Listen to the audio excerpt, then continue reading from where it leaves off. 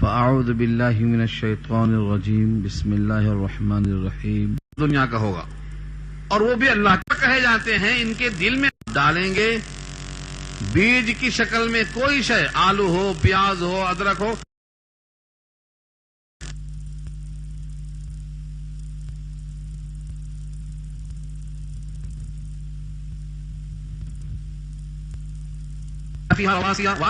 وہی اللہ ہے جس نے زمین کو پھیلایا.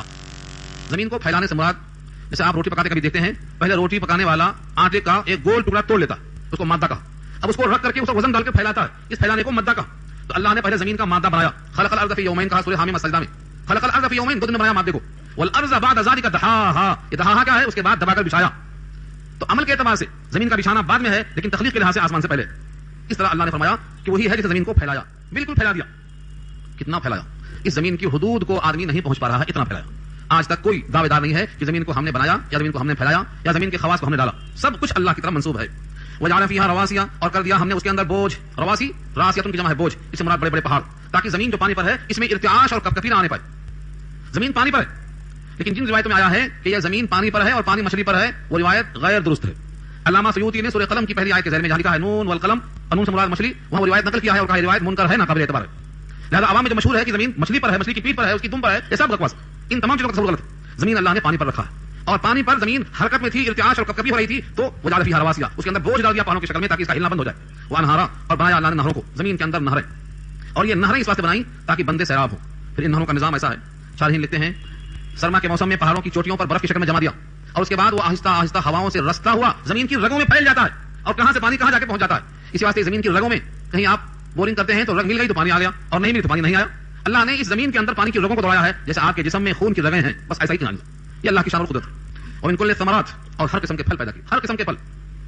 ثمرات جمع ہے، واحد ثمر جس کے معنی نتیجہ. لڑکا اور لڑکی یہ بھی ثمر ہے ماں باپ کے لیے، ثمر کا معنی نتیجہ، رزلٹ ہے. جتنے درختوں سے پھل نکلتے ہیں ان تمام کو اللہ نے کہا ہے یہ پھل ہیں، نتیجے ہیں. جعل فیہا زوجین، ان میں جوڑا بنایا. ہاں ہم سمجھتے ہیں خالی بکری اور بکرا، مرغی اور مرغا، نہیں، اللہ نے ہر درخت کے اندر جوڑا بنایا. وجعل فیہا زوجین. آج کی سائنس کہتی ہے اب تک کہ پپیا، جس کو ہم پپیتا کہتے ہیں، اور کھجور، ان دونوں میں نر اور مادہ کا ثبوت تلاش کر لیا سائنس نے، لیکن قرآن کا دعویٰ ہے جعل فیہا زوجین، ہر پھل میں جوڑے ہیں. آپ کی تحقیق اگر 2 تک پہنچی ہے تو آگے بڑھنے کی کوشش کیجیے. یہاں دعویٰ ہے صحیح اور انشاءاللہ یہ ثابت ہو کر رہے گا. پپیا میں اور کھجوروں میں مرد عورت کی طرح جوڑا ہوتا ہے، اور اس تعبیر میں کمی آتی ہے تو پھل کم ہو جاتا ہے. روایت بڑی صحیح ہے، ترمذی کی روایت ہے. ایک بار صحابہ نے نبی صلی اللہ علیہ وسلم سے کہا کہ ہم کھجور کے موسم میں ایک درخت کے خوشے دوسرے درخت کے خوشے میں لا کے جوڑ دیتے ہیں، جس کو ہم تعبیر کہتے ہیں، قلم کرنا جس کو بولتے ہیں اردو میں. آپ نے کہا ایسا مت کرو تو پھل کم آیا. پھر صحابہ نے شکایت کی کہ اس سال ہم نے ایسا نہیں کیا تو پھل کم آئے. آقا نے فرمایا یہ دنیاوی کام ہے، اور تم دنیاوی کام کو بہتر جانتے ہو. انتم اعلم بامور دنیاکم، یہ ترمذی کے الفاظ ہیں. انتم اعلم بامور دنیاکم، دنیا کے کام تم بہتر جانتے ہو، یعنی پھر تعبیر کیا کرو. چنانچہ اس کے بعد تعبیر کیا تو پھل پایا. تو ثابت ہوا کہ کھجوروں میں اور پپیا میں نر اور مادہ کا تصور لوگوں نے تلاش کر لیا ہے، لیکن قرآن کا دعویٰ ہے ہر پھل میں نر اور مادہ ہوتے ہیں. اور ان نر اور مادہ کو ملانے کے لیے اللہ ان کام کو ہواؤں سے لیتے ہیں. ہوائیں چلتی ہیں تو نر اور مادہ کے پھولوں کو ملا دیتی ہیں. اس کے بعد دیکھنا ہے آپ کو والذاریات ذروا، دیکھو سورہ ذاریات پہلی 3 آیتیں. آگے فرمایا یغشی اللیل النہار، یغشی اللیل النہار، رات دن کو ڈھانپ لیتی ہے. دن پہ روشنی ہے، لیکن جب رات آتی ہے تو ایسا لگتا ہے کہ رات کی تاریکی نے چادر کی شکل میں اس کو چھپا لیا. جیسے کسی لیمپ کو، کسی روشن بلب کو اوپر سے کور ڈال دیا جائے تو چھپ جاتی روشنی. جس طرح سورہ تکویر میں اللہ فرماتے ہیں وَإِذَا الشَّمْسُ كُوِّرَتْ، اذا الشمس كُوِّرَتْ، جب سورج پر کورنگ کر دی جائے گی مطلب اس کا نور چھین لیا جائے گا. تو یہ اللہ کی قدرت ہے کہ اللہ نے رات کے ذریعے سے دن کو ڈھانپ لیا، اور جب پھر چاہتے ہیں نسلخ منہ النہار فاذا هم مظلمون، ہم جیسے کھال کھینچ لیتے ہیں بکرے کی، ایسے ہم اس کے اوپر سے اس کو کھال پر کھینچ لیتے ہیں، دن کی کھال کھینچتے ہیں، پھر تاریکی آ جاتی ہے. اور تاریکی سے جب چاہتے ہیں کہ ختم کر دیں تاریکی کو تو سورج کو نکالتے ہیں اور پھر روشنی پھیل جاتی ہے. یہ دونوں چیزوں میں اللہ کی قدرت ہے. ان فی ذلک الآیات، بے شک اس میں نشانیاں ہیں، لقوم یتفکرون، ایسی قوم کے واسطے جو تفکر کرتی ہے، جو سوچتی ہے، جو غافل نہیں ہے، جو اپنے پیدائش پر، اپنے وفات پر، اور لوگوں کے مر جانے پر، اور لوگوں کے وجود میں تغیر پر غور و فکر کرتی ہے. ان کے واسطے توحید کے بہت دلائل یہاں موجود ہیں. وفی الارض قطع، اور زمین میں ٹکڑے ہیں. وفی الارض قطع، قطع کے معنی پلاٹ. ایک زمین کا ٹکڑا الگ کر دیا تو قطع ہو گیا. قطع کے معنی کاٹنا، قاف تا عین، قطع کے معنی کاٹنا. مقطع مدار سنا آپ نے یہاں پر. مقطع مدار کیا ہے؟ کسی نے اس حصے کو کاٹ کر الگ کر دیا، اس کو مقطع کہتے ہیں. مدار صاحب کا مقطع ہو تو قطع کے معنی کاٹنا. قرآن نے یہاں وعدہ کیا وفی الارض قطع، زمین میں کچھ ٹکڑے ہوتے ہیں. کیسے؟ متجاورات. متجاورات بنا ہے قریب قریب جڑے ہوئے. جار کہتے ہیں پڑوسی کو. پڑوسی کو پڑوسی اردو میں بولتے ہیں نا، عربی میں کہتے ہیں جار. جار مانے پڑوسی. تو یہاں ہے متجاورات، وہ زمین کے ٹکڑے پڑوسی ہوتے ہیں، مطلب اس سے ملا ہوا یہ، اس سے ملا ہوا یہ. قطع متجاورات، باہم ملے ہوئے ہوتے ہیں، مختلف قسم کے ہوتے ہیں. یہ زمین کالی ہے، یہ زمین سفید ہے، یہ زمین لال ہے، الگ الگ ہیں، ٹکڑے مگر ملے ہوئے.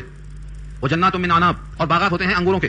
وزرع، اور کھیتی. ونخیل، اور کھجور. سنوان وغیرہ. سنوان، سنوان کہتے ہیں ایسا درخت جن کی جڑیں زمین میں ملی ہوئی ہوں، زمین میں مل کر اوپر تنا جا کر 2 حصے میں بڑھ جاتا ہے، اس کو سنوان کہتے ہیں. اور غیر سنوان کے معنی جو نیچے سے اوپر ایک ہی ہو، 2 شاخیں نہ ہوتی ہوں، جس طرح کھجور کا درخت ہوتا ہے، تو یہ غیر سنوان میں آتا ہے.